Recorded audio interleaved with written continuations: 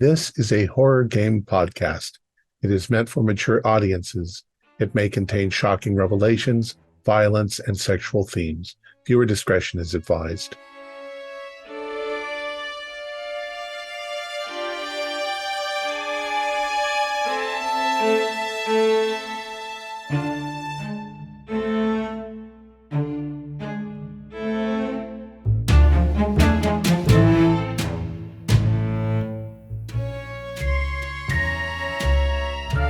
Greetings, fellow investigators, and welcome back to our video podcast, Into the Darkness, where my friends and I will be playing World War Cthulhu role-playing game. I'm your host, Thom Raley. We continue with our campaign, World War Cthulhu London. It was written by Matthew Sanderson and Scott Dorward. This scenario is entitled Captive Audience. Our keeper of arcane lore is Matthew Sanderson, and this is episode 4. Our recap will be given by me as my character, Davidge Green. So without any further delays, let's continue our journey into the darkness.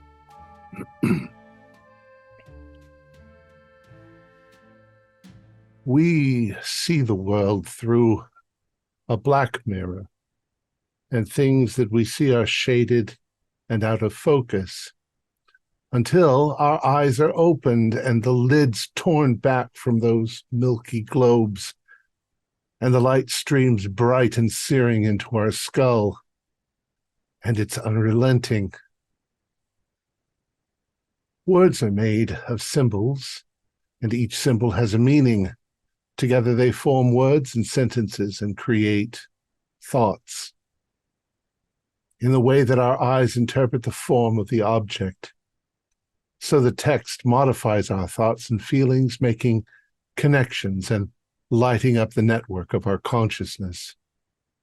The words are reality, and the symbols are not symbols, but they are cracks in the charade, cracks in the facade of our delusion. I have made a terrible error. I have read the forbidden tome, the book, the play, and my light is forever pale, and my world is eternally yellow. I am trying to pull it together, but it's become like an expanding balloon that stretches thinner and becomes more transparent as it grows, and it will eventually burst. It's filled with blistering atmosphere. Something is coming. As sure as night follows day, as sure as winter follows summer, fate, Hastur's beam, he whose name must not be spoken aloud. There's even danger in writing it. Am I writing? Or is this all in my head? A world above the second floor, an endless labyrinth, each of us with a hidden truth locked inside a bottle, and dancing. Oh, the dancing. Look at how gross can dance. It's a terrible thing to fall into the hands of a living God. The others, they say the old landlady is dead. Her keys are missing. There is one walking around freely collecting keys. He's not a creator, but a recreator. He's up to something. Deep breath. Investigation. We think it's a series of happenings.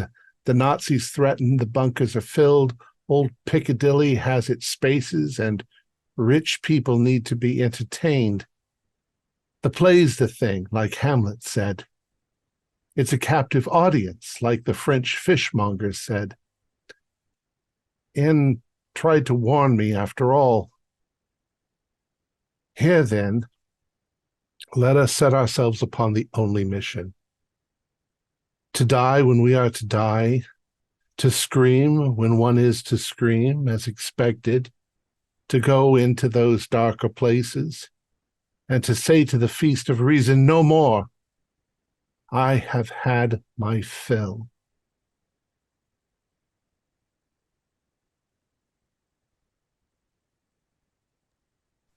Right. Thank you very much there, Thom.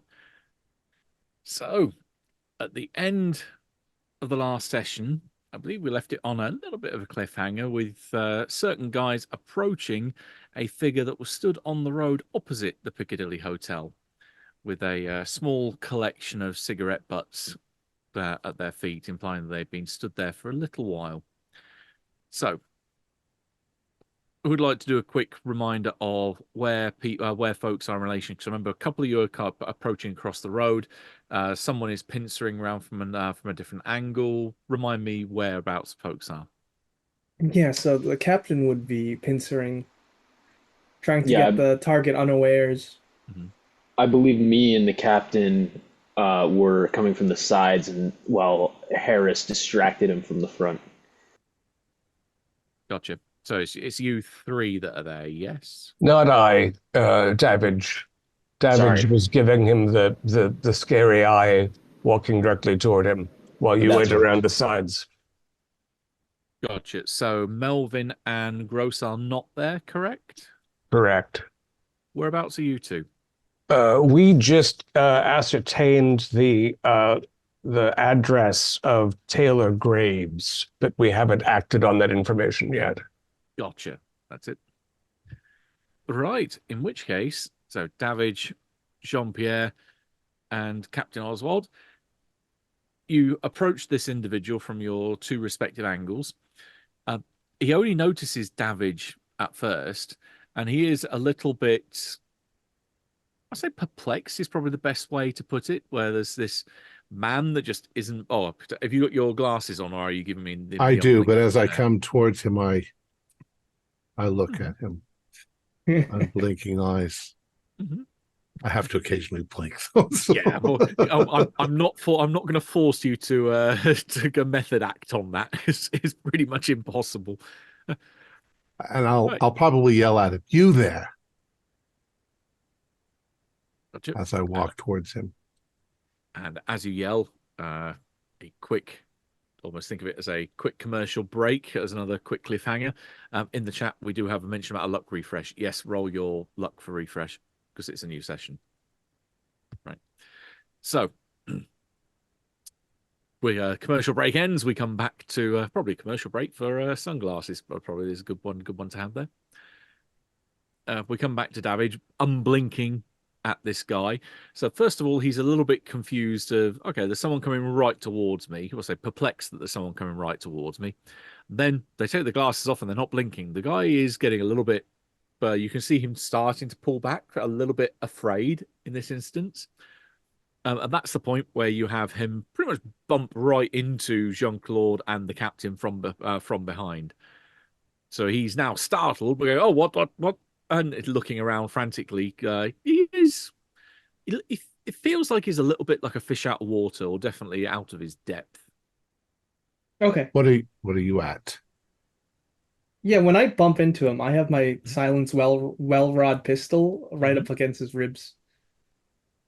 Okay, yeah, he just freezes on the spot.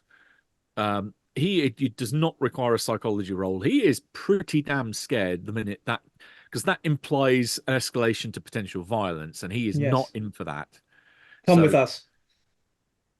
Oh, sure. Okay, Yeah, we're he gonna. just immediately complies. All right. Don't roll- scream. Okay, I think that's a given. Okay, roll intimidate for a comment like that. Okay. Is the French fishmonger good at intimidating? Don't scream. That's kind of intimidating. He probably gets a bonus for a gun. I would definitely give you a bonus for that. Good. Ooh, nice. Okay, I turned a 100 into an 09 That's much better. There Wait, we how do go. you turn 100 into an 09? Yeah, that's because bonus dice, right? You yeah, but reroll the that does tens. the tens. The tens, Yeah. not the units.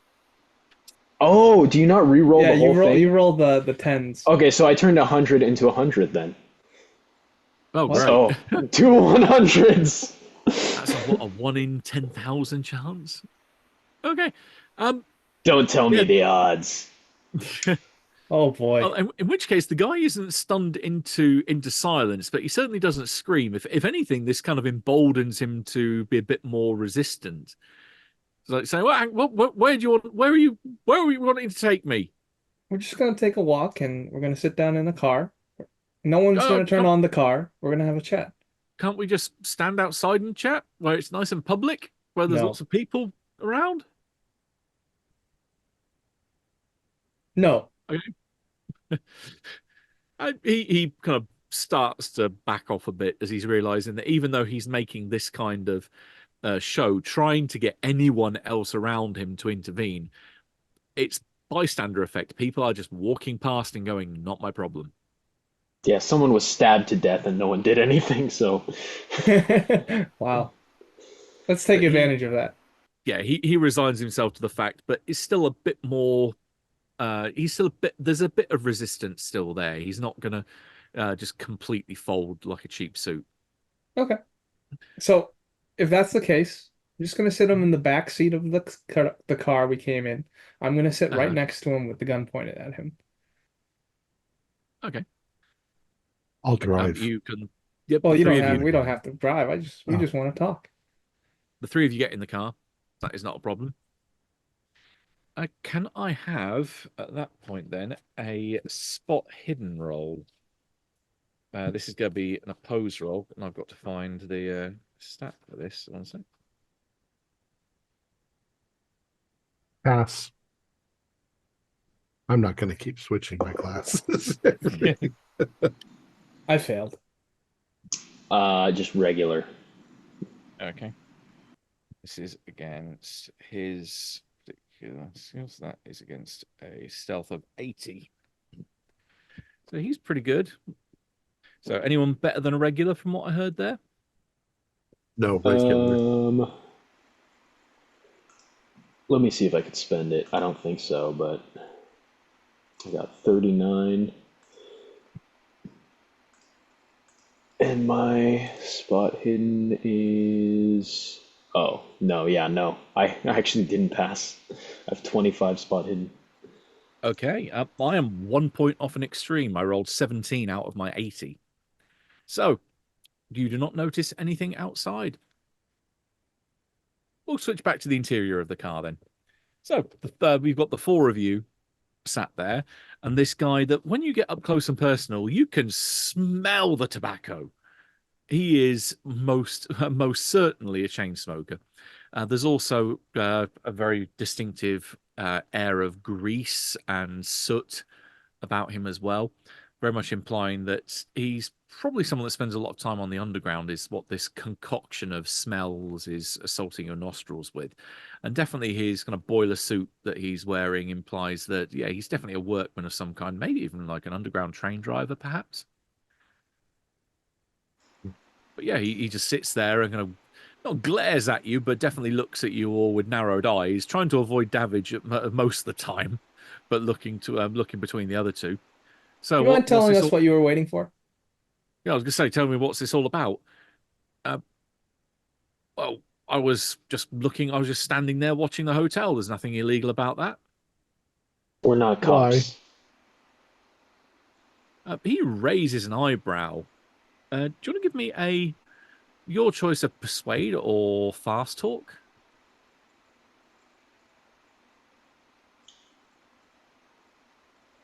That's for John Pierre. Oh, okay. I will give you... Oh my god. 99. Dice Fuck. love What's you. your skill? My fast talk? Let me see. Or persuade. Yeah, I have base fast talk, and my persuade is base. Oh, I guess that's a fumble. Yeah, yeah. He cocks his head at you and like just shakes his head, going, "Yeah, that's exactly what a pig would say, wouldn't they?" Yes. Yeah, he just shakes his head. Yeah, like I said, I haven't done anything illegal, so what the fuck is it to you? Listen, that hotel's in danger. Right? He looks a bit actually genuinely concerned when you say that. What do you mean in danger? Someone's plotting something against the hotel. Well, We're just define. wondering why you're interested in it, because it caught our attention that you were maybe scouting out the hotel or waiting for someone. If anyone's got any plans for that place, I would suggest if you are police and looks very pointedly at John Pierre again, that you turn your attention toward that son of a bitch of a manager there. What was his name? Uh, uh, this is me trying to remember rather than him. Elliot, that was it, I think. No one else. Yeah, Mr. Elliot, that's it.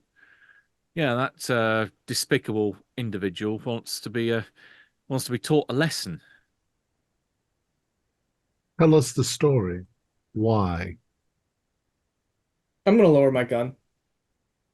Okay, that will help him ease up a little bit, so you can see he starts to relax a bit. But he relaxes slightly, but then the thought of what he starts to relate to you, it gets him a bit more het up, and you can tell that from the tone of his voice. So yeah, well, I met a former employee of that place a few days back, or days, weeks. It's hard to tell. It's definitely a little while ago anyway. Used to be one of the night porters, and he was working outside. And as the air raid siren started, there was this lady that came running towards her. Her heel had broken on her shoe, and she was desperate to get inside and get somewhere safe because she wouldn't. She twisted her ankle and couldn't make it all the way to the air raid shelter down in the underground. And this fella Brooks took her inside and took her to, apparently they've got their own private air raid shelter in the basement for all those rich bastards that stay in that place. And he took her down there and said, "Boss, I've got this poor lady who's got twisted her ankle, can't make it down the steps. It's the humane thing to do to bring her in here." And not only did they turf her out, they turfed him out and sacked him on the spot for saying, "How dare you reveal this place to someone that's a lowly member of the public walking out on the street? She could just stay out there and died." And it's disgusting what the attitude of these people are. Someone needs to go in there and teach them a goddamn lesson. And that's you? You were going to do that?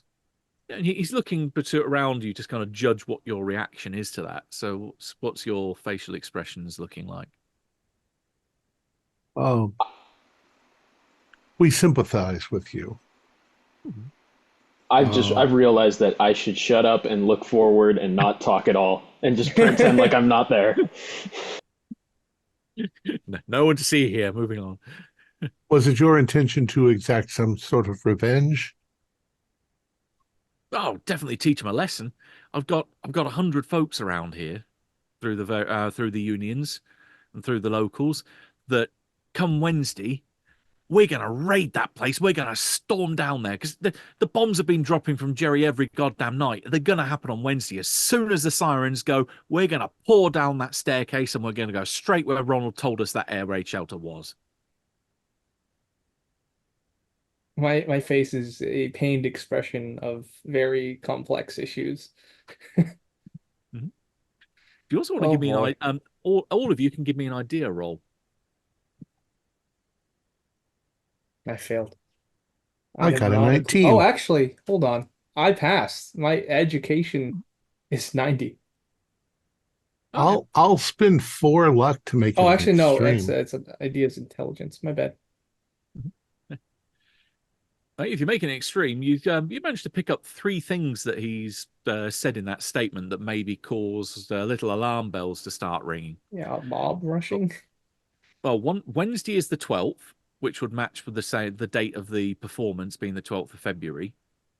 And then he mentioned the person who told him about the air raid shelter, this night porter that was fired, was, first of all, he said their surname was Brooks, and then he said their first name was Ronald. And you know that's the guy that killed Dean Henderson back in 1905. Okay. You said Well, there were that's three our guy. things. He's Yeah, that's like inciting. first name, surname, and the date. And did he give you the idea for your people to raid the place on the 12th? He kind of looks a little bit not insulted by that, but definitely a bit put out. So he didn't give me the idea. It's telling me his story was enough to inspire me to do that. But did he specifically say the 12th? Well, he suggested that was there'd be enough time for me to work out kind of the patterns of people working there, the shift patterns, and it would be the date when there'd be the most room for us in the air raid shelter.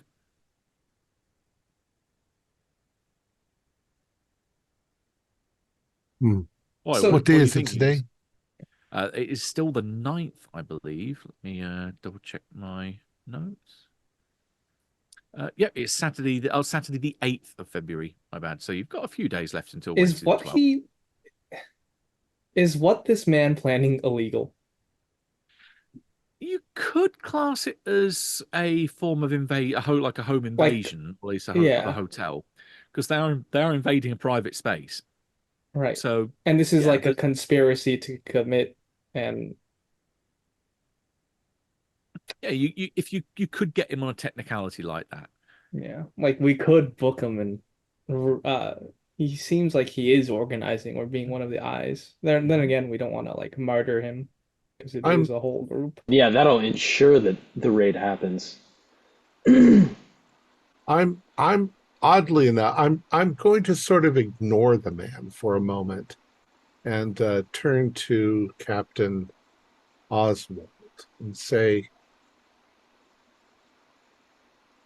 if Brooks is behind this and he is attempting to set something up, you know what I mean, then it might be to his advantage to have all of these people there when the play is performed.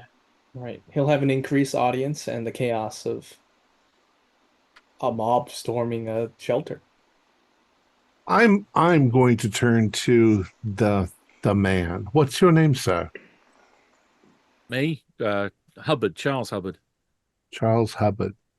Charles, I would like you to consider having your raid another day.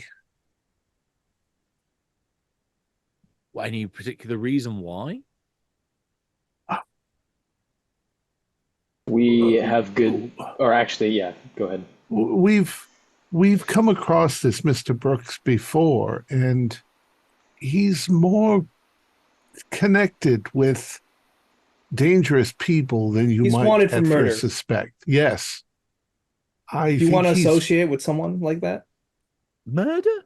That's God, correct. A guy like that? That seems. Nah, he looked more like a joker than he did a criminal. I'm I afraid kind of vaguely We have familiar our face, case too. file of newspaper clippings. Ronald Brooks stabs Mhm. man, or Yeah. yeah. we Of have our- the reason why we're here, in fact, is we had reason to believe that he's planning to do something, possibly to the entire hotel, as some sort of revenge scheme. Honestly, He by was now, never a porter. He was a stagehand, and it seems like his theatrics tricked you. he looks very much taken aback by that. That. Are you sure we're talking about the same person? I mean, the guy that I met, just he kind of exuded friendliness. I mean, he was the nicest guy in the world. He didn't look like some kind of stagehand. He He's was an expert refined. actor. I'm just suggesting perhaps you are correct. There is a shelter down there. We're aware of it. If you're going to do a raid, wait until this blows over. There might not be a hotel there by next week, for all we know. We don't know what he's planning, but it's going to be violence. Well, if Jerry keeps on aiming the same way he has at the moment, I doubt he's going to hit anywhere near here. And Piccadilly hasn't suffered any significant blasts. There's a couple of houses on St. James that have been hit, and Well, this may some be from more of a Sackville Guy Street. Fawkes situation. He kind of leans forward and almost stage whispers, You're saying you're gonna blow up the place?" Not us. What? He's going to require some convincing that there is some severe stuff going on there that is going to be dangerous for him to get his 100 pals to go down there on Wednesday. So who wants to give me a persuade roll to try and convince him that this is not the best course of action? Yeah, I can attempt to persuade him. May I use the evidence in case we built up against Ronald Brooks? Like, You can, although he looks reading the snippet about Brooks will again confuse him a little more by when he points out the fact that you're saying here in the news this Brooks guy is dead, but I talked to him, I met him, I went out and drank with him. Because remember in the news article it said that Brooks and Henderson killed each other in the same encounter.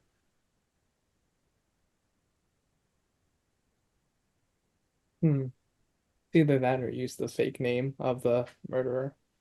But still, we can try and convince him otherwise. We could show him the symbol. No. Great mythos torturers here. You're just going around and saying, "Have you found this?" Yeah. Yeah, I'll just try. Hey, this isn't the wisest course of action. Okay. People could Yeah. get trampled. People could get hurt. Give it a shot. All right, my persuade is 40. I got a 44, so I'll spend down. Spend 4 luck. Yep. Okay. He's Easy come, easy go.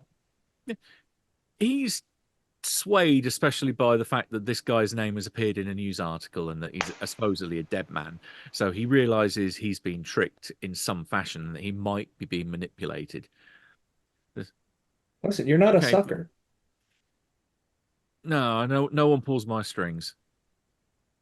But I've got 100 people waiting at the ready to go and do this. I can hold them off for maybe a day or so, or maybe I can bring it forward a day or push it back a day. We're hoping to solve this before your date, but I would suggest pushing it Push back it back a a day. day. Yeah. Okay, Who it's fine. knows? Maybe something would happen the day of. Well, it's the 13th. Lucky for some, they say. Okay, I'll see what I can do. So We're terribly sorry if we frightened you. Yeah, no, it's just don't go spreading it around that Hubbard's been speaking with the pigs. Right? I was never here. Yeah, exactly. It looks at Jean-Pierre. Never here. Exactly. Yeah, you saw nothing, right? And with that, he goes to motion to get out of the car, unless you try and stop Oh, him. the door's unlocked. Yeah, in which case he gets out, he immediately notches another cigarette, and he walks away. Okay, we averted a disaster for now. Perhaps.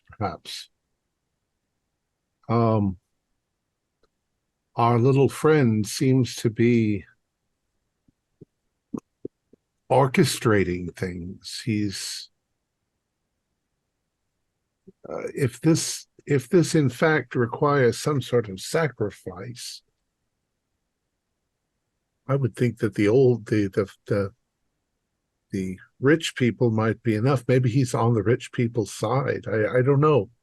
That book was so bizarre. That play, I can only remember little bits and patches from the last part. Right. But look what it's done to me. Something's not adding up. This mastermind, he has a fetish for the past, so it's not beyond reasoning that it's Taylor Graves using Brooks' name. That's possible. Because a dead man is a dead man, and if the police did confirm that, then he is dead. So it's most likely Taylor Graves using the name of Brooks. Or an associate. Well, This Taylor what, Graves fellow, do we know anything about him? I know wasn't N tasked with looking into him, or I know some of Melvin. Well, I think that's if this was a film, that would be a great point to segue to the There we others. go. So we will swipe left and move to Melvin and George. So you know that Taylor Graves lives at 1 Hanover Terrace, this gorgeous part of London that overlooks Regent's Park Lake, with another connection to royalty there. What are you planning on doing? Well, gross. I don't I wish to add to your ongoing difficulties, but if you can stand the possible view down from a penthouse into Regent's Park Lake, we should probably beard this Graves fellow in his den, I think. Yes, yes, I think I can manage it. I think. Uh, should we bring pistols or some such? Do you suppose he has any means of directly harming us? I mean, he's 61 years old. This man is a hatter, we assume. I think it's best to be safe, but we are not Jean-Pierre or Captain Goodale. We're not No. well, I have experience, but we're not as experienced. Yes. I mean, I can carry a long arm with some efficacy, but I've never really done anything that's easily pocketed. Yes, I'm better with a rifle, but we can't we can't exactly go in with rifles because that would show we're really insane. Yes. Well, let's inform N where we're going and to see whom, so that if the others reach back, that we can Yes. coordinate somewhat. We have every suspicion that this Graves fellow was infected or something in 1905 and is. Yeah, and I think if we treat him with respect and just see we need to try and see where he's at. Yes, as we travel, let's think about what yarn we can spin regarding why we're visiting. Is there some subterfuge we could employ rather than saying, what do you plan for the Piccadilly on Wednesday? Well, it would be easy if we could say that, and yes, but I doubt. I think we would get a lot of. I think we would end up in Outer Window. I know he's old man, but Yeah, well, we can. I mean, that's what we have on our back pockets, as it were. But what's an opening line? Of course, you might recognize his voice if our worst fears are accurate. If you heard that voice over the telephone that you'd heard from the fellow in the Yes. throne. I don't know if he's exactly one and the same. it's true. We don't know anything, and we don't know what, if anything, might trigger me. I have not a clue what's going on with me, Melvin, but anything could trigger me, and I think me and Davidge are having two different reactions to the same thing. I think my brain is that mushy at the minute that I'm normal. Well, But, neither of you particularly recall what you read, just how it felt. How it felt, and I think the pain of what people are suffering and everything that I've been seeing is strange, and the music and the voices and the yes, if this man is involved, which he is, he's going to be. We'll be able to tell instantly where he's at mentally, I think, because he's had a lot longer with this ailment than myself and Davidge, and we don't know. My only issue is maybe I cover my eyes, so unlike Davidge, I'm not exactly covering them as well, but I think it might give us away if I don't wear something. Pretend I put some glasses on right now. Yes, it's a nice tint for you. So I've got a notion. What say we politely knock, introduce ourselves as uh, what is our fake ID? What is our nominal authority? Are we Scotland Yard or are we something else? Yeah, you'd be with the equivalent of special branch, so you would be detectives of a particular high caliber. So yeah, Yes. So Yes, we ring Mr. Graves. We say that ask if he's heard about the appalling murder of this fellow Bridges on the underground, and suggest that we have information that he might be in danger, and see how he responds to that. And if he can blink, uh, yes, or yeah. responds with frank confusion, then we'll imply some things. And if he starts gesticulating and little fire motes appear out of nowhere or some such, then we'll respond according to that. What? Yes, and we need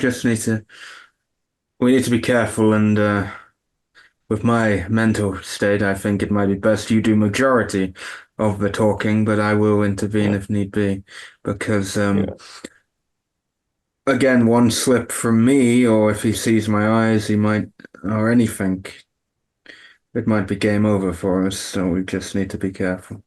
And if he bluffs, we just point out what a terrible thing it is to fall into the hands of a living God. What?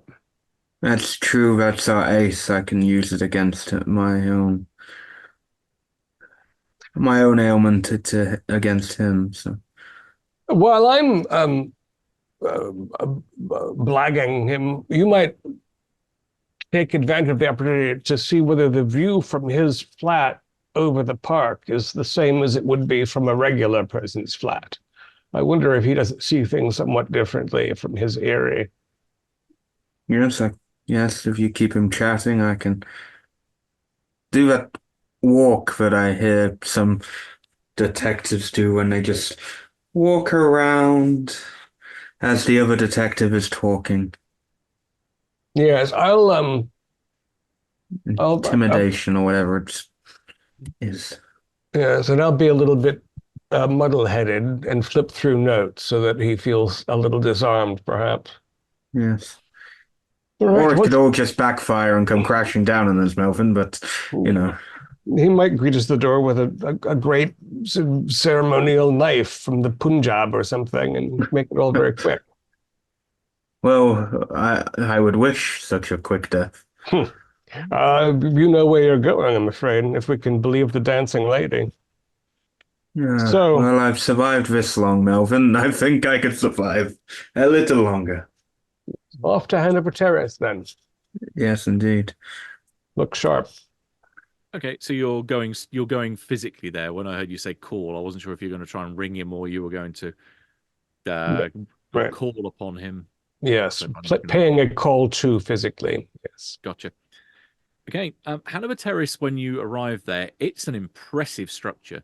And this is a row of very high-end buildings.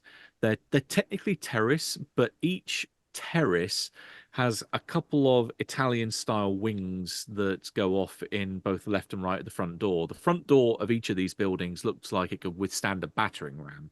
They are pretty damn tough. And each one is very, say, palatial. So it is wonderfully upper class.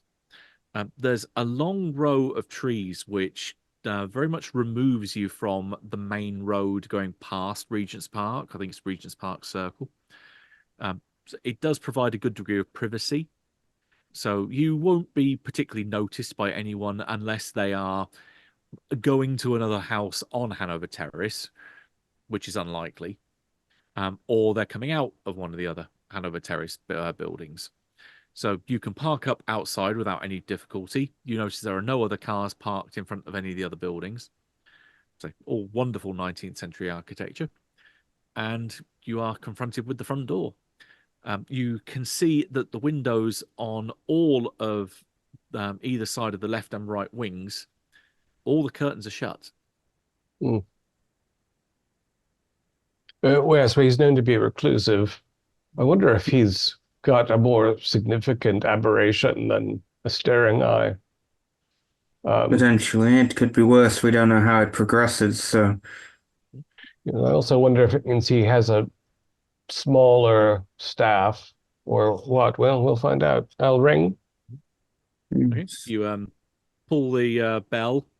You can hear a bell ringing inside. How long are you prepared to wait? First ring, 10 seconds. Second ring, quiet, no footsteps. Nothing. How late in the day is it now? It's evening? It's going to be early afternoon, I'd Early think. afternoon. It's early mid-afternoon. maybe we try a loud knock, a proper bang. Bang, bang, bang. Yes. We'll say it's about 3 in the afternoon, actually, to peg a particular time for it. Because I know we've definitely passed noon, because that was noon was when you were in N's office, and that's when David realised that Aldebaran had risen across the horizon. Right, yes. I've got an idea. When I'm banging, I'll be like, say his name and be like, police, just to see if that, because sometimes if people shout police, they might fumble around, just see if there's a. There is not a single noise that you can hear. Admittedly, it is a very heavy door, but it's not going to be soundproof. But yeah, you're not hearing anything on the inside. Melvin, I have a. Just as I'm going to try the door handle. Okay, it is locked. Okay. It was more, I was like, no noise. He's not daft enough to leave the place unlocked. Okay. He could be out. He could simply be out, yes. Keeps all the curtains pulled. Can't tell whether there's light inside or not because it's bright out. I very much doubt he would actually leave the house unless it was at night time. And again, yes, he's notoriously a recluse. So should we try the servant side? Yes. Okay. And if push comes to shove, we can see if a neighbor has heard anything. I very much doubt. But he must have someone who checks on him occasionally. He is so reclusive. Mm-hmm. To go around to the servants' entrance, as you put it, involves going all the way down to the end of the block and then going round to Hanover Terrace Mews, which runs around which is effectively this small access road that goes along the back of the buildings. This, say, is a narrow alleyway. The only three people that would be able to look down here would be people that are looking down from the buildings either side of you, and they're only 2 stories tall.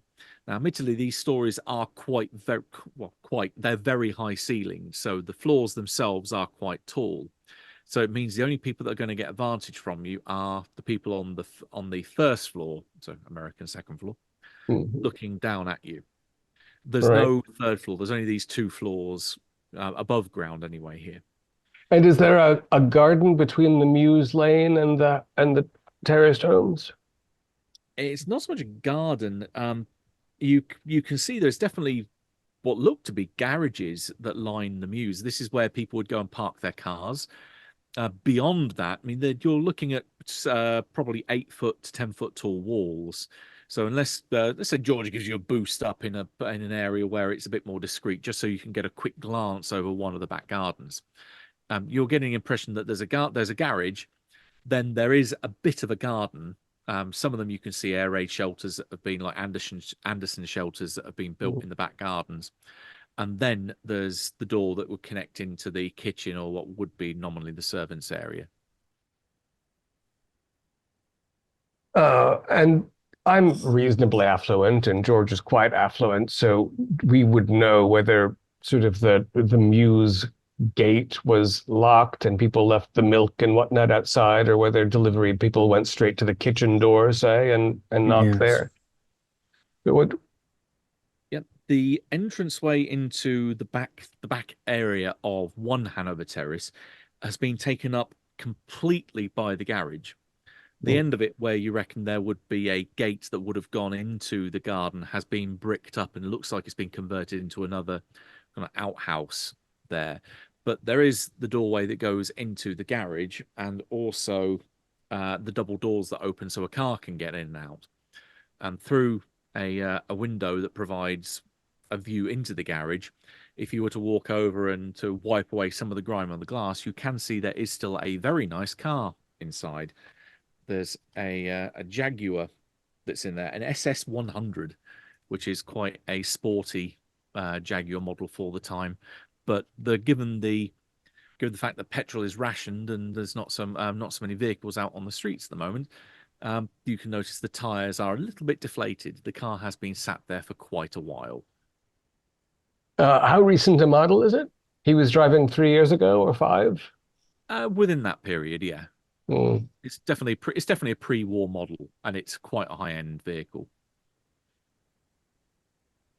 Well, George, into the breach. Yes. I guess we'll rattle handles first. I assume everything here is also locked. Yeah, it's locked, but doing a quick kind of test like that, these are, so by description, incredibly more flimsy than the battering ram resistant front door of the house. Your options for the front door would have just been locksmith, would be about the only way to get through, and probably with a bit of a difficulty on it. However, these flimsy things, strength rolls are going to be just as good if you just want to barge your way in, or regular locksmith will also get you in. I'll just. So we can see they're mostly back windows that can see us at all, right? So if anything, it's going to be staff. Yep, and they're probably not looking at windows. Yeah, all of the back windows to one Hanover Terrace are also all curtained. It doesn't like the light. This is worrying, but what are you thinking, Melvin? Do we brute force or? Yeah, I think we put our shoulders to it together. Well, Yes. it's the front door looked to be oak and old. This is probably a single panel of something evergreen. Yeah, I don't think it needs to be a full-on push. I think we can do it. If there's two of us going against it, it doesn't have to be loud. I think if we stumbled into it simultaneously, I think we'd pop the socket. Yes. Okay, if you're trying to do it vaguely covertly, then does one of you want to give me a strength roll and the other one give me a stealth roll? What is your stealth, Melvin? I'm only stealthy about 1/5 of the time, I find. I've got 42, so maybe I give. Depends what your strength is. 42 what? Yes, I have a regular success with strength at 44. It's the meaning of life, the universe, and everything, don't you know? Okay. Well, I'll give. I will try and be the stealthy one.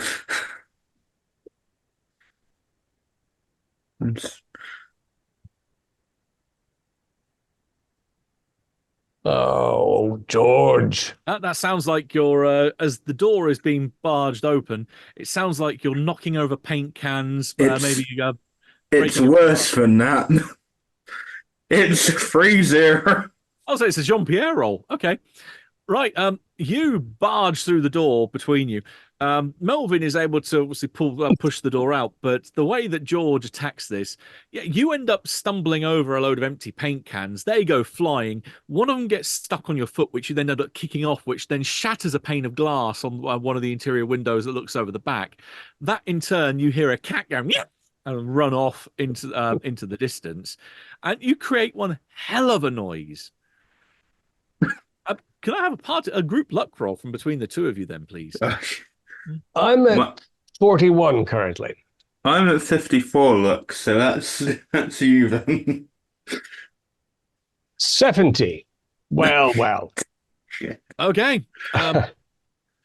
Something is going to be happening behind the scenes that may involve the police, but we'll get to that when the time comes. Comedy of errors. He didn't answer his door. We're here on official business, so if you'll get that, there's still a bit. Oh, yeah.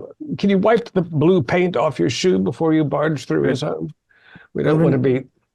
Give me 2 seconds. I have had a moment. I think I must have.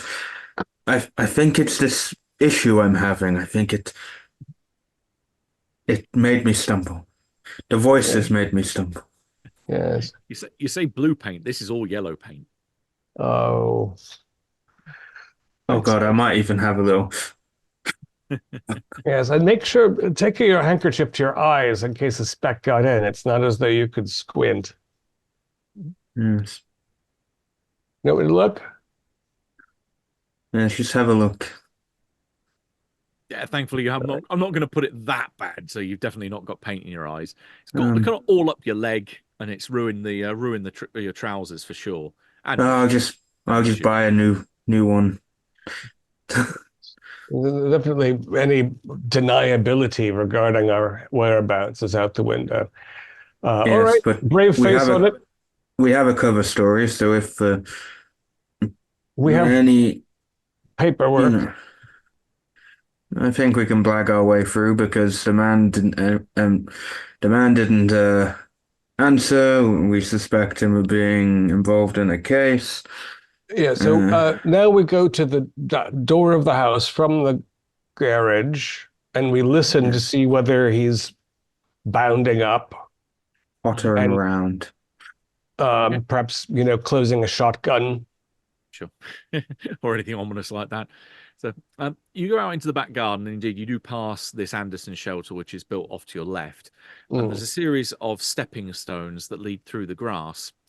The first thing that's obvious is this grass has not been cut in a long time. So it's quite high. It easily comes up well over your ankles. It's probably about 1.5, 2 foot tall. So he has made he or whoever lives here has made no attempt at keeping this garden tidy, which is completely counterpoint to every other garden in the back row. Melvin, Yeah. someone of this would have a gardener maybe, or someone who would, if they were incapable, surely. This sort of area, you get complaints from your neighbors with poor upkeep like this. You Yes. said somebody must be keeping up with him because he's a recluse, but I wonder if he's been subsisting on his own for some time and no one's been here at all. Oh yes, I don't think he has any help at all. But no, it was just really a theory because normally someone who's quite reclusive would be someone who would check up on them, and a worried neighbor or anything. But maybe no one cares. I imagine he's put the neighbors off. I wonder, um, he how recently has he been publishing his reviews? When we were looking through his records, what's the last date of publishing?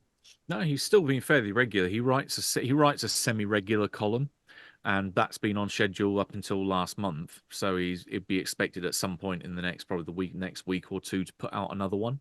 There isn't, So he hasn't, there hasn't been a break. he didn't choke on a fishbone 3 months ago and he's just been decaying in the dining room. Unless he had a stack of reviews which he had given to his publisher with various magazines for them to release gradually over time, which they could have done if he's written a lot of them. But a lot of the stuff he writes about tends to be really cutting edge new releases. Yeah, it's fairly current. There's an active scene. You don't review a play that's 6 months old. Exactly. Yeah. All right. Well, it's kitchen door looking thing. Yep. So over these stepping stones, you can just about make out where they are through this long grass. You get to the back door, and indeed, it looks like a kitchen door. There are windows either side, which, again, you imagine would look into a kitchen. You can see, in fact, the pipes coming out the back. You see what looks to be the drain that comes out. Almost certainly a kitchen, yes. He's almost certainly heard us. We might as well knock to be polite. Just again, because we are opening with the facade of legitimacy. Yeah. Yeah. You tap, and there is still no response. Hmm. And these windows are also curtained, of course. Correct. And the kitchen door is locked. Correct. The door again is nowhere near as robust as the front door. So you think could be another instance of trying to put your shoulder to it, but this is going to be harder than the garage door. Or you could again resort to locksmith if you want to try and pick the lock. Let's try the kitchen windows first. I've never been particularly handy in that regard. If we need a boost up, or can we reach them from the ground? Oh, you can definitely reach these from the ground, yeah. Any luck? Again, they're all locked. They're all shut. You can see the latches pulled back. Bother. Is Hmm. there a cellar door back here? That's a very good call. Give me a That's spot hidden roll. that's a very good call, Melvin. I will at the minute be staring at the yellow paint, so I will be of no use. I spot very hidden. I spot extremely hidden. Extremely hidden. Okay. 7 under Extremely. 50.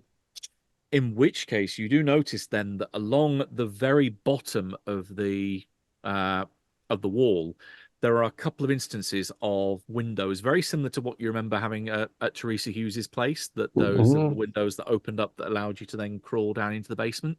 This place does have a basement, but those windows have been bricked up from the inside. Great Scott. There's something terribly awry here, Gross. Yes, I think his state is worse than we might think. God knows what we'll find inside there. But so there are cellar windows, but there's no cellar door that. Yeah, there's if there was evidence, in fact, I'll just say this is what he's done. You can see that there is an entranceway that did once go below ground, but it's been completely concreted in. Mm, I don't think we're going to find anything inside here that we like. Garden shed? That's what the extension to the garage was. So if you went back there, you'd find there are some, well, after you weave through the grass and get round the back of the Anderson shelter, there is some basic gardening equipment. There is a lawnmower that's sat there that's rusted. No one's been in here and touched anything in at least a couple of years, you think? Well, between the garage and the shed, there should be something we can pop up in the kitchen door with relative cleanliness. Well, I So was you could probably find a crowbar in there. yes. Well, we could have actually used. I know it might snap, but I have a knife, and sometimes these old doors you can jam the knife in against a lock. Which I don't know why I didn't think about that to begin with, but Did they Oh, these burn ideas seem to. your eyes? Did they burn? You feel No. fine. I'm fine. Well, yes, I think the crowbar we might be able to pop it in the joint so we don't even break anything. With the try. So you're going for the window rather than the door, yeah? No, go for the kitchen door with a crowbar. You're going for that. Right. In which case, that's a hard strength roll, but with a bonus die. Do you want me to give it a go, Melvin? How strong are you feeling? 50-50. Oh, well, what a coincidence. I feel strong about half of the time also. Okay. I had a good roll. Let's see if you can have one for a change. Yes, let's see. It can't be any worse than my last one. Bonus die. I'll just look nonchalant. 23. So That is under half. Okay. there you go. In which case, yeah, your plan of, well, if I put it in here and give it a good pull, you follow through exactly with what you thought would happen. The door splinters and cracks, but yeah, it pops open, and yeah, it pushes inwards, and yeah, you are into the kitchen of 1 Hanover Terrace. What does it smell like? God awful. The first thing that hits you is it smells like no one has done any cleaning in here for a while. So there's a smell of decaying fruit, rotten vegetable, and yeah, it just smells like food gone wrong. Food, but not human, gone wrong at least. Food specifically, yes. Interesting. Yeah, sort of awful. All right, so let's go room to room, stick together. Yes, I'm worried, and I'm worried what we're going to find, Melvin. And every each room we should pause and listen to see if there's anything still moving around in here. I'm on precaution going to have my gun out. Okay. Just because the smell is horrendous. We've had no response from anyone. And I am already slightly mad, so not slightly, I am mad, and yes, on edge. Gotcha. I won't put this down to spot hidden rolls because this is something that, given the context of the time period, you'd be able to establish fairly easily. Looking around the kitchen, there's a big sink that the window that is immediately over.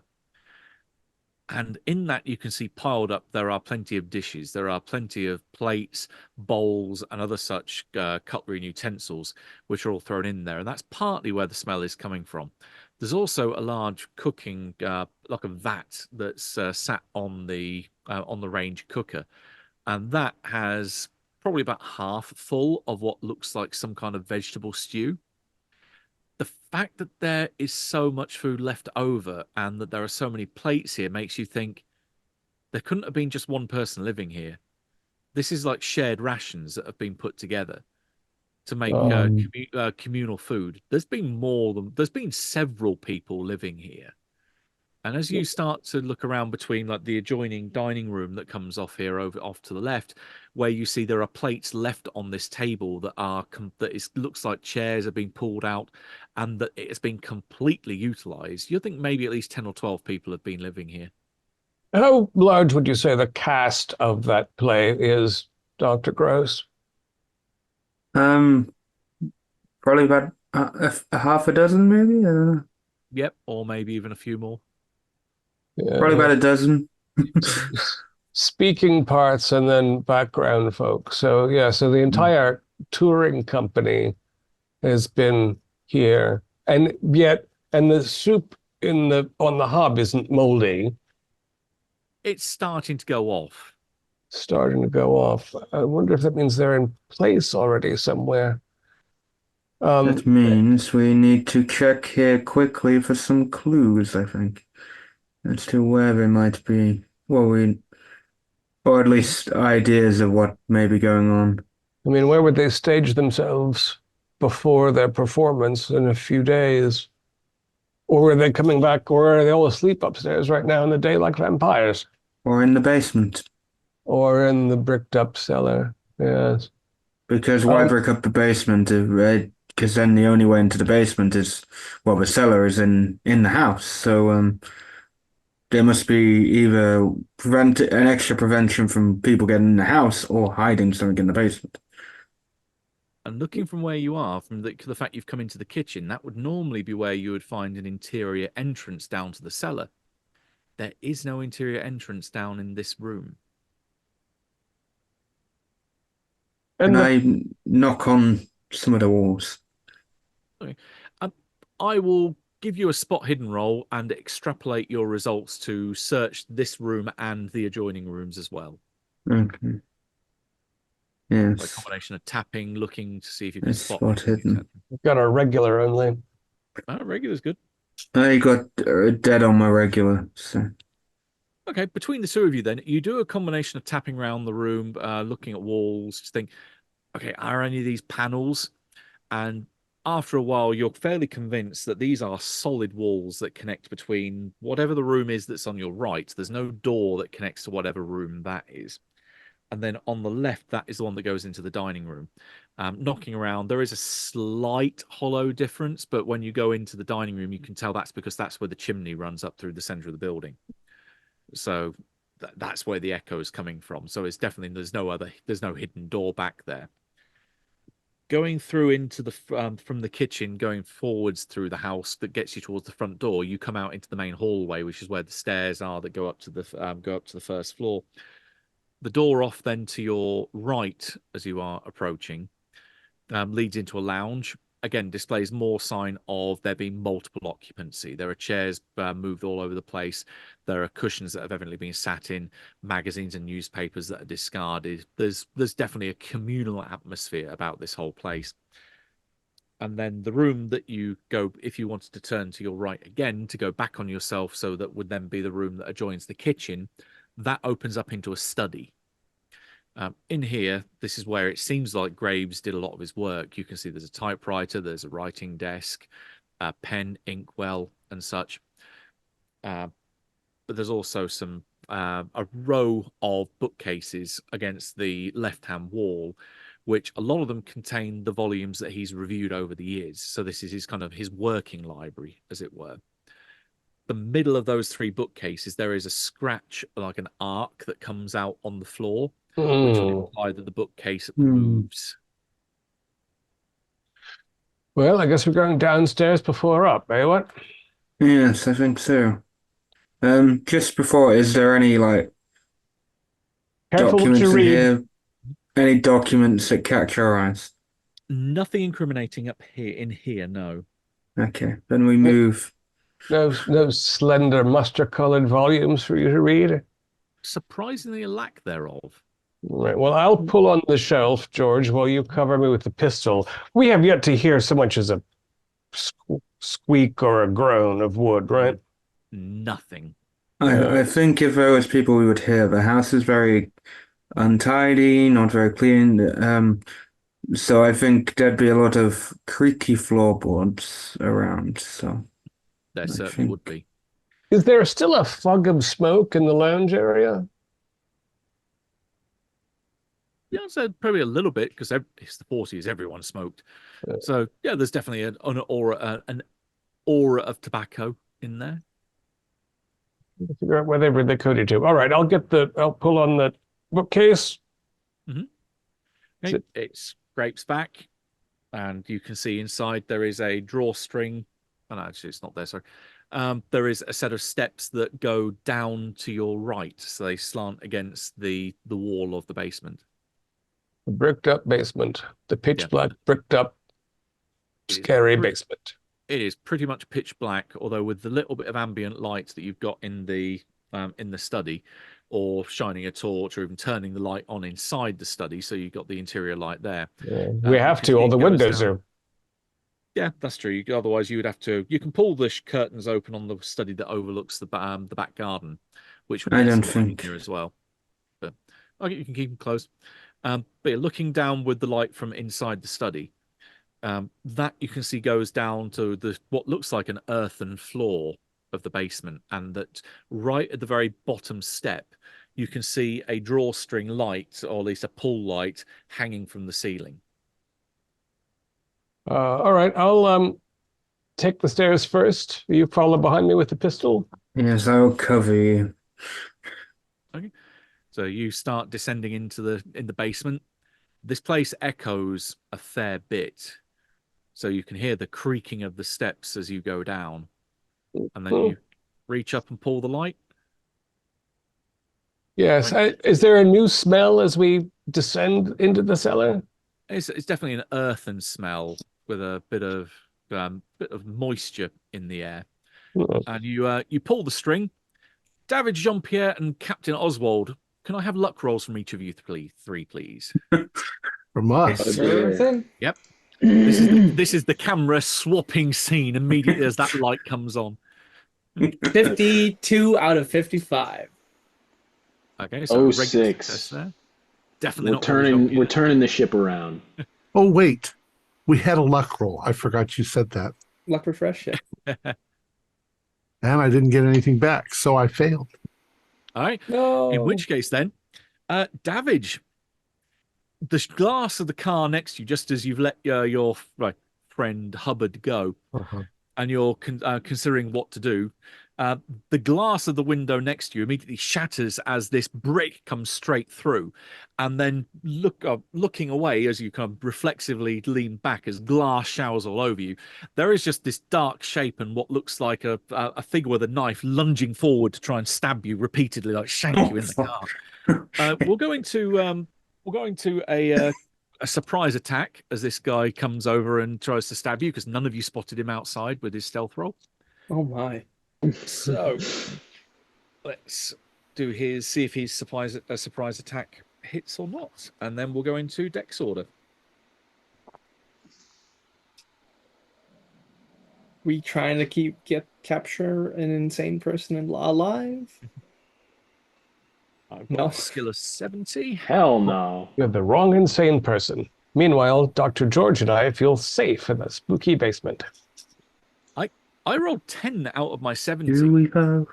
Is that an impale? That Holy is impale. So would you like to I also try and rolled a dodge, or- triple. I rolled a 000 to dodge. Right. Oh my lord. Well, that would be 1d4 plus 2 plus his damage bonus. You'll be thankful he has Plus- a damage bonus of 0 Plus max, right? plus roll.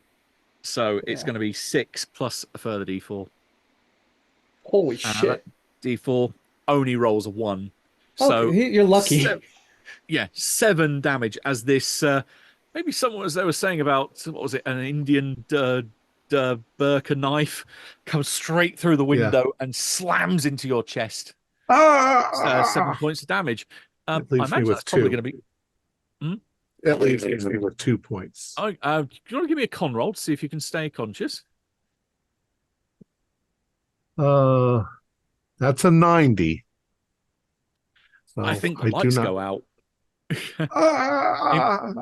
In which case, if the others, when they do eventually look, will find his eyes do actually close. Oh, he's been fixed. Good to know. So, small mercies there. Right, we'll go into Dex order then. So Don't let him he's- stab me 45. again. He's on 80. Can anyone beat 80? No. Nope. Is he gonna just keep stabbing? He's got, as far as he can tell, because this guy's not that bright. My goodness. Davidge goes down, his eyes roll back, and he just slumps in his chair, bleeding profusely from his chest. Jean-Pierre Might be got hard. no 6, and Captain Oswald just got a regular success. The captain is the next nearest target. So he's going to try and basically go round to the next door, try and open it, and try and lunge in to go and get you. But that's going to be all of his action. He basically he turns around, pulls the next door open, and tries to lunge in. So that's on 80, 75. Yes. Jean-Pierre, what are you doing? If he's lunging in the car, I'm gonna try to grab his head and cut open his jugular vein. Oh my god. That sounds fair.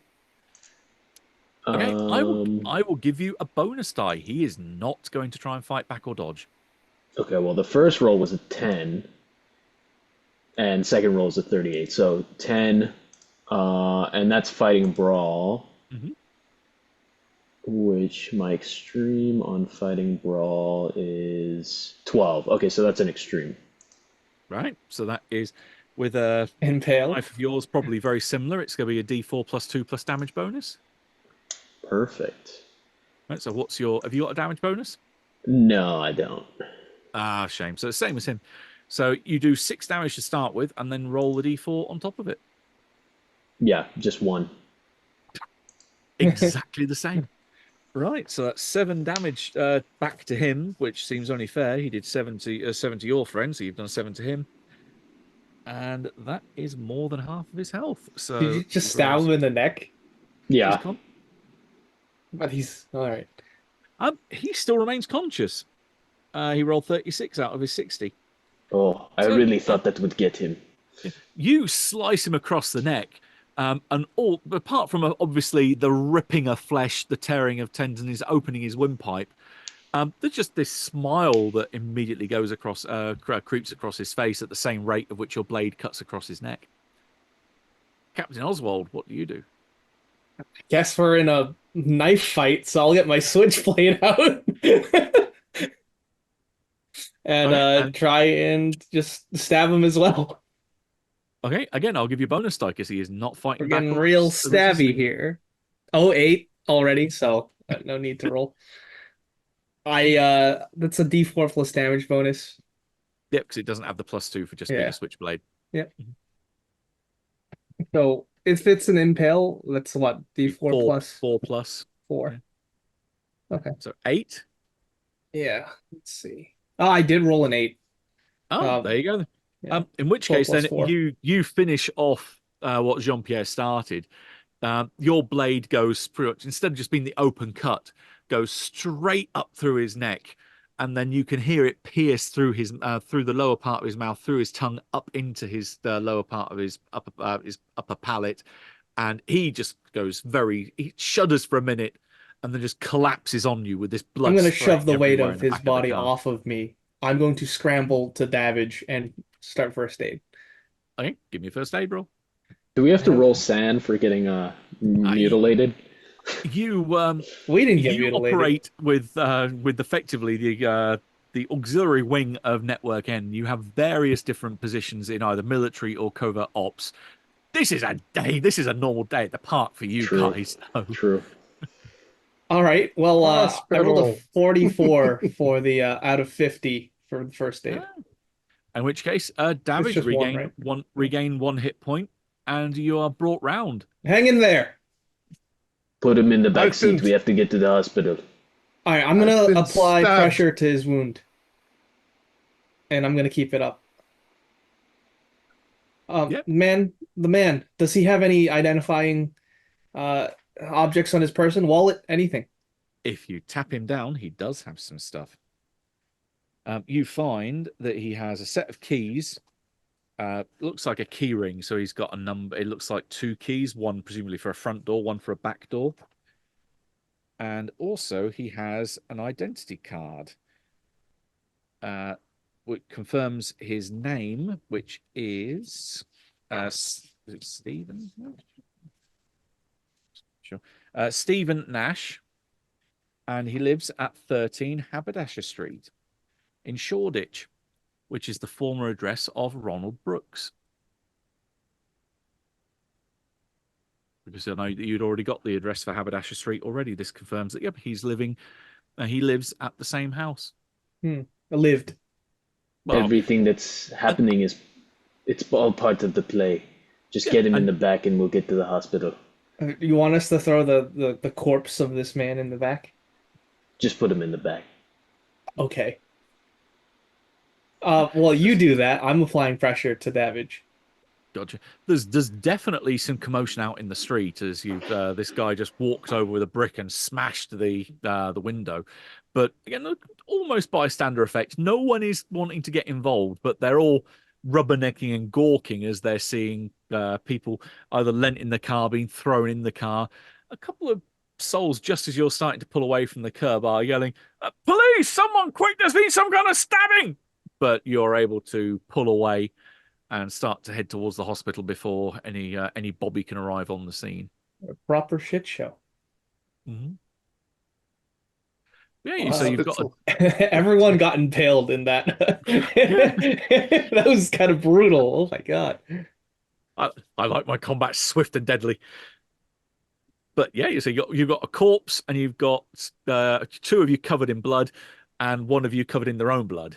Right. I'm keeping pressure on Davidge. Jean-Pierre, you're gonna have to drive. Hang in there. One hand on the wheel, the other lighting a cigarette. The doctors are gonna get you patched up. You're gonna be right as rain, Davidge. He stabbed me. Yes. Who? That's good. You're conscious. Who Keep was talking. that? He's in the back. You'll be glad to know your eyes closed for 1 second. Did fix his eyes or his eyes now? Davidge, do you want to give me a pal roll?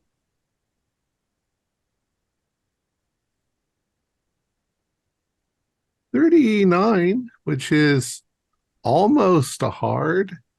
You want to make it a hard? Yeah, I'll spend 5 points to make it a hard.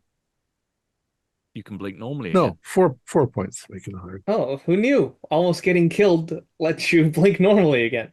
Yeah, let's hope I can. I feel Sure. like I only have three hit points. So Everything suddenly gets numerical today. Maybe it's something in the air. what happened to my English accent? The doctors are gonna stitch you up. You're gonna be fine. All right. Right, and we'll leave you rushing towards the hospital at that point. You obviously will arrive. There'll be a quick montage sequence of folks running out with a stretcher to get Davidge inside. You are rushed straight into theatre, where they will proceed to start stitching you up and making sure there's no internal damage of anywhere that is really vital that it's hurt. I'll probably have to stay overnight in the hospital. I'm afraid that might be a diversion to get us out of there. So let's head back right away. Jean. Oh, okay. Yeah, I'll also give them the corpse of the guy. Are you taking away his keys and his identity card, or? Of course. Sure. Okay. So there's this unidentified person with a knife that you hand over. Madman. They will take him. Obviously, they will ask for a statement from the police. You can show them your ID and go, "We are the police." Oh, okay.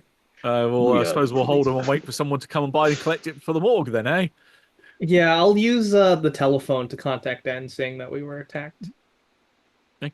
and You Davidge is in the hospital. Gotcha. We're With gonna your either continue watching the hotel or investigate the former address of Ronald Brooks. I don't think we went there yet. You haven't gone there, no, because I Yeah. think the line of discussion went, oh, that was years ago. Someone else obviously lives there. Well, someone else obviously did live there. But yep, that is definitely a place you can go if you wanted. Uh, what do you say, Jean-Pierre? I sounds say we good. check out the home of the attacker then. Perfect. That's not split up. How are Oh, we yeah. gonna let Melvin and Dr. George Gross know? Sorry, what was that? We'll just tell N we're gonna go over to the address and N can Perfect. probably have someone tell them. Gotcha. We'll keep the camera lingering with you actually, because this will make the certain things that happen in the basement of Hanover Terrace, and we spent a fair bit of time over at Hanover. We'll make certain things that are found there maybe a bit more impactful. So, you arrive at 13 Haberdasher Street. This is a fairly run-down area in Shoreditch. It's a working class environment, so it's just rows and rows of identical terrace houses, very Victorian, very, well, not sterile, but very soulless. The area has been bombed, so you can see there's various of the houses on the other side of the street further down the road that have been collapsed. The smoke's still rising from a couple of streets over. The area has definitely felt the impact here. But Let's Hanover, one, oh, gone. Oh, I'm saying let's see if those keys work, Jean-Pierre. But continue, please. Yeah, yeah. 13 looks like it's completely intact, and indeed, using the key to the number 13, you try the first one, doesn't quite fit. You try the second one, How many and keys? indeed, it turns like a perfectly oiled lock and Beautiful. opens the door. Right. The first thing you notice is there's no sound inside. You're fairly sure that there is no one home here. Okay. I'm looking at the shoes, Right. Okay. trying to find how many occupants there are, You find if there's there's different shoe definitely sizes. gotcha. There's shoes here.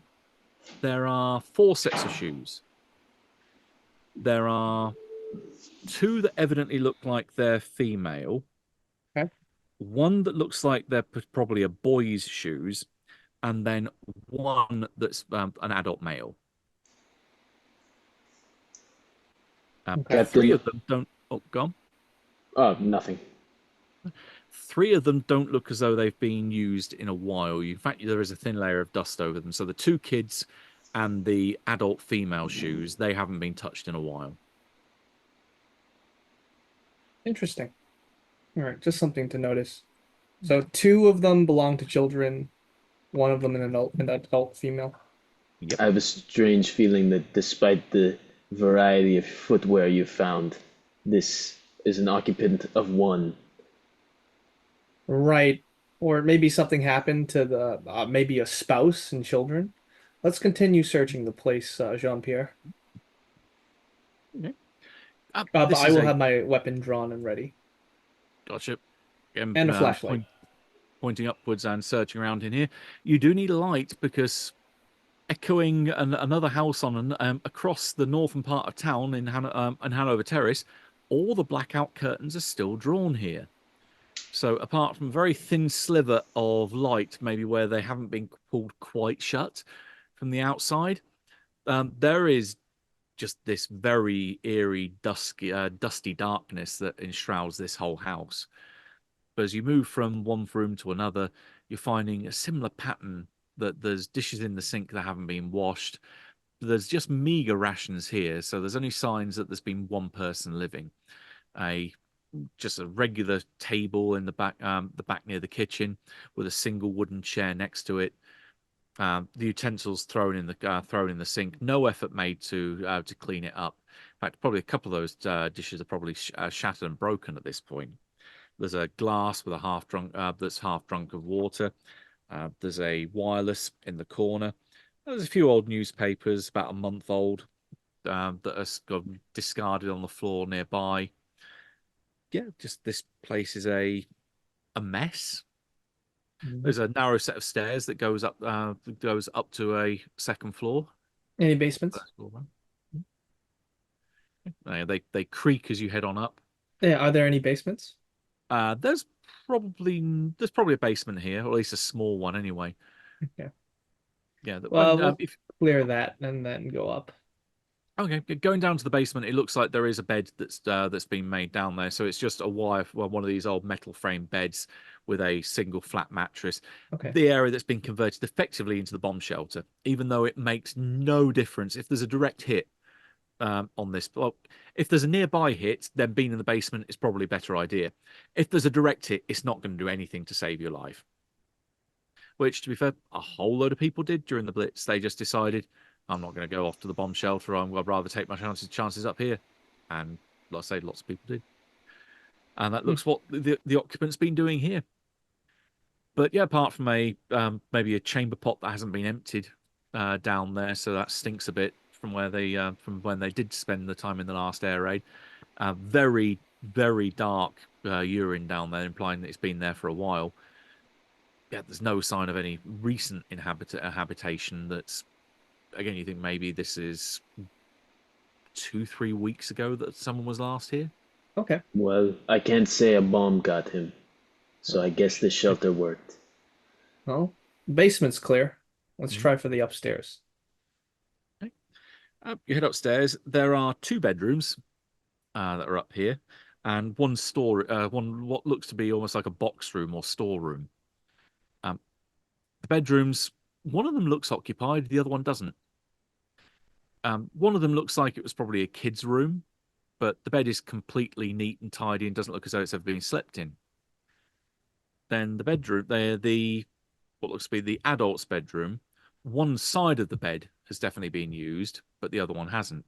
On the nightstand, there's a single picture in a plain wooden frame that shows the face of the man that you promptly put a knife through his lower jaw and up into his brain.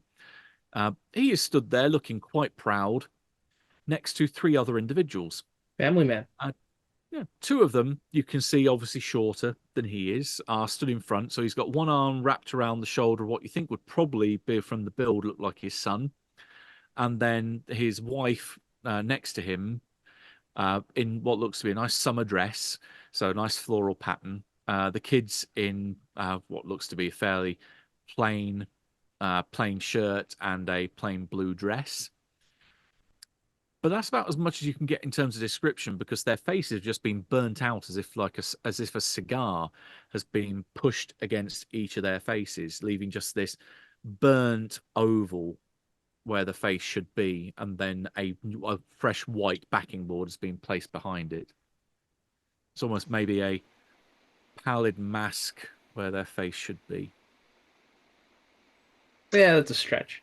I'm gonna quickly look at the window into the back garden and see if there's any place where there has been dug earth recently, or recently disturbed ground. A garden in a place like this? That's luxury, man. You look out in the back, and there's a small yard which is paved over, with an outhouse where you can see this is where the toilet is in this kind of establishment, behind a wooden green door. But then there's another door that goes out into the mews behind. There's no garden here. This is not the kind of posh place where you'd find that kind of luxury. Let's open up these shades. It's a little creepy in here. Yeah, it's dusty. You start opening the place, making the place look a little bit more visible. And going around into that box room, as you open up the curtains in there, you notice there's a wardrobe tucked in one corner, and the door is very slightly ajar. All right, let's check it out. Yeah. Inside, hanging from the rack inside the bar, you can see there are 6 hangers and looks like clothing of some kind that's been wrapped up in a paper bag, which in today's usage you find it's like cellophane that would be placed around dry cleaning. Hmm. But obviously, in this case, it's like a paper cover back in the forces that's there. Costumes, maybe. If you Let's look. pull them up Yeah. and open their bags up, not quite costumes, but again, someone I think maybe got a little bit of foreshadowing last Oh, last the session, disguise session for the before. boiler suits. Close, yeah. You're looking at uniforms. So there are two porters, 2 bellboys, and 2 maids. Oh boy, that's a lot of cultists. 2 And bellboys, 2 maids. But Yep. this means that they don't have the costumes. correct, they are Oh. indeed here. I say we confiscate these. I'll be the maid. No one's asking you to do that, Jean-Pierre. Never mind then. Not yet. You'll come in with the maid dress and the Sten gun. Exactly. That would be pretty cool. Yeah, maids with big guns. I can also have a French spot hidden roll, maid. please. Yeah. Yeah. Mhm. You said spot hidden? Indeed, yeah. I will oblige you with a 14 under 45. So that is easy. that's 5 away from extreme, which I will Ah. happily spend. No, hard's fine. Okay. Especially as you're pulling the curtains back and light streams into these rooms, when you do that inside the master bedroom or the adult's bedroom, you catch sight of color revealed behind the bed, and it looks like a telephone directory has fallen behind there. And opening that, pulling that out, Yeah. you can see Any there's a pages listing. underlined? Yeah. It's not so much underlined, but there is a page for dry cleaners that has been bookmarked, and the bookmark is the business card of one Taylor Graves. Okay. Taylor Graves, a literary critic, 1 Hanover Terrace. Our friends should be there.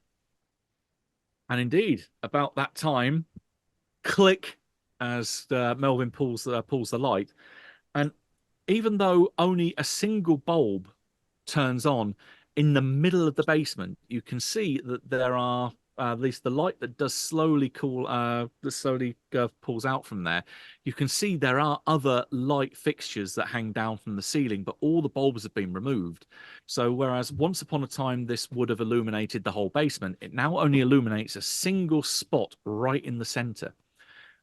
There is something on the floor that looks a little bit like a stone slab is the best way to describe it, but it's got maybe etchings or carvings in its surface. It's not another bloody triangle, is it? No, it's definitely circular, and if any, some of these lines are straight, some of them are curved, and they run around the outside of the ring.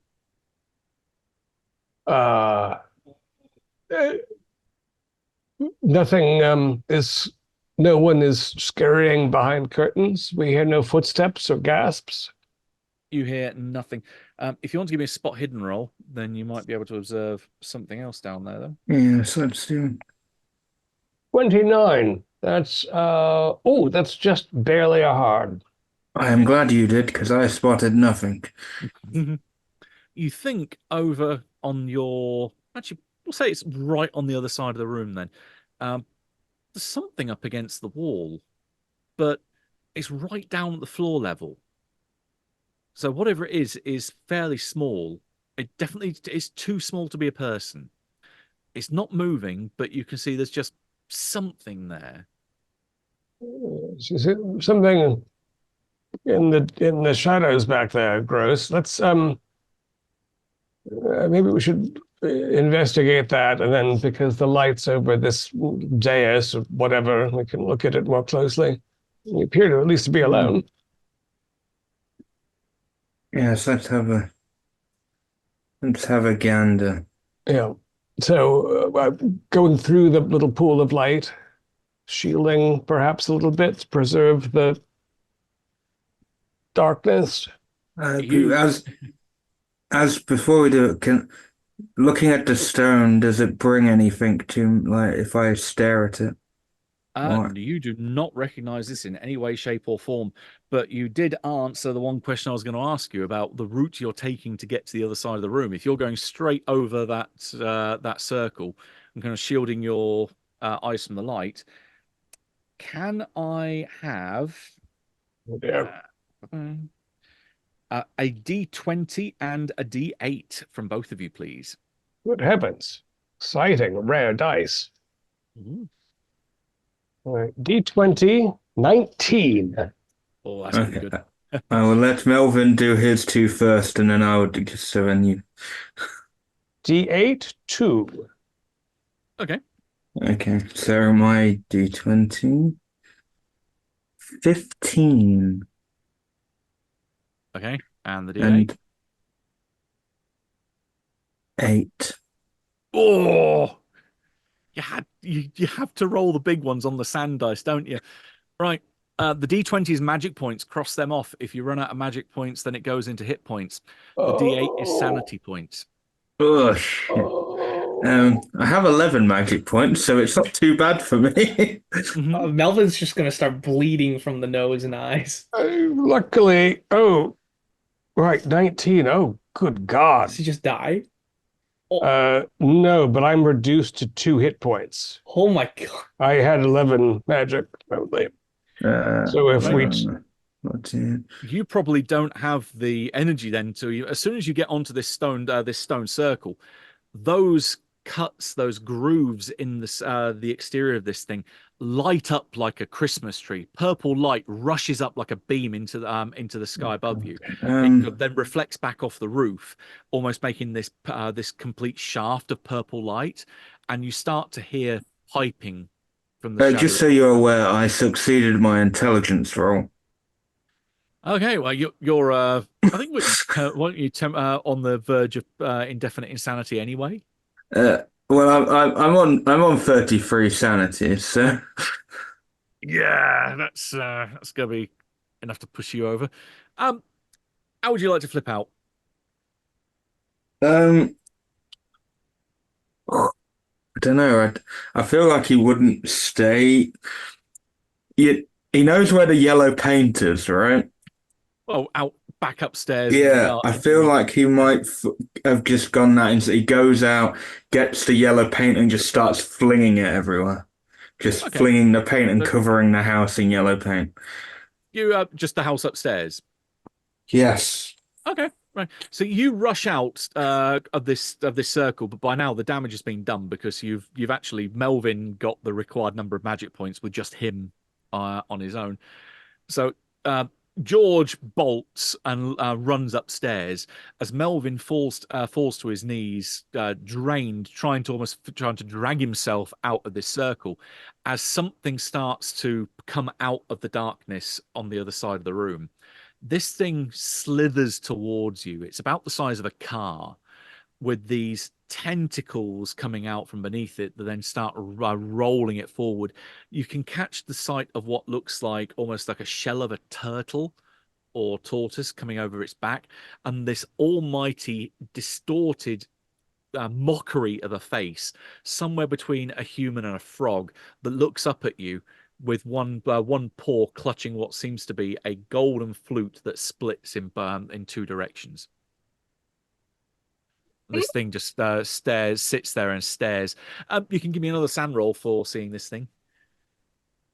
Given that I lost 8 of my 10 hit points, do I roll a con before this?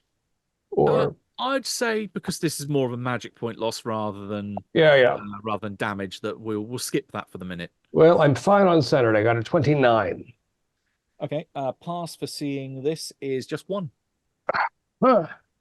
Failure would have been D10, which would have been a lot more interesting, but just the 1 point on a success. Yeah. I guess I'm going to try to fall backwards away from this thing. Okay, yeah, this thing just continues to creep forward, looking at you with a degree of interest and potential disdain. Ooh. And then it starts to raise its flute up to this monstrous mouth and then just starts to blow.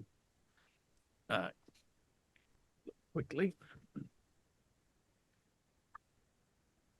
Meanwhile, I'm dancing, throwing yellow paint around, singing a Yeah. tune. Yeah, in fact, you're dancing to the sound of the waltz that you can hear coming from upstairs. So as you're dancing around, painting the town red, or rather the house yellow in this case, yeah, you are fairly certain you can hear there is someone dancing somewhere upstairs above you, and that there is definitely a waltz playing, a full-blown orchestra playing up there. There's a performance fit for a king. So you also hear this sound being pumped out from the basement.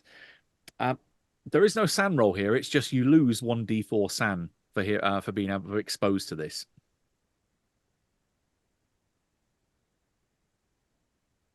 And of course, it's a 4 under the How's that doing? circumstances. How's that doing in terms of your indefinite or temporary insanity? Well, in the last few minutes, I have lost, 9 points of sanity out of an original 55 and a beginning 54. So that's exactly 1/5.